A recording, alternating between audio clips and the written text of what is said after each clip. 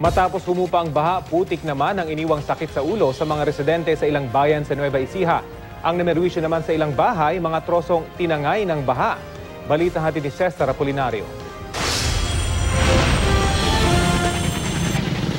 Nang manalasa lang daw ang bagyong Lando, nagkaroon ng uka sa gilid ng ilog na ito.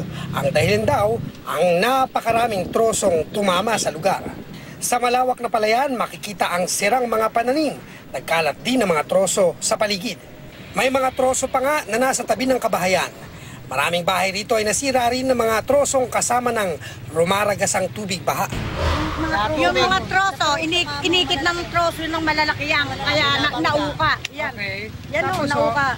Pagkatapos, yun naman ng mga troso, napupunta ho sa malayo naman. Yung pong mga bahay po dito, kaya po nasira lahat at naubos ng dahilan sa turoso. Ano po nangyari? Tinamaan ng troso? Tinamaan po, nabangga ng mga turoso yung mga bahay, basura, mga basura.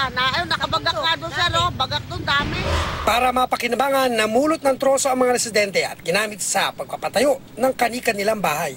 Pahirapan din ang pagkain, lalo't marami sa mga residente ay hindi makapagtrabaho dahil nag-aayos ang kanilang mga bahay. Mabuti na lang at may mga nagmamagandang loob ng mga motorista na namigay ng delata, bigas at gamit.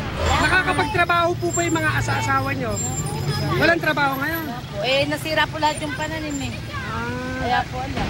Ang katabing bayan ng San Leonardo na Santa Rosa, unti-unti na rin bumabangon pero tila pahirapang manumbalik sa normal na pamumuhay, lalo't kita pa rin ang markang iniwan ng malawakang pagbaha.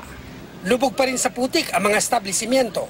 Matatagalan pa raw bago malinis ang iniwang marka ng bagyo. Cesar Apolinario, GMA News.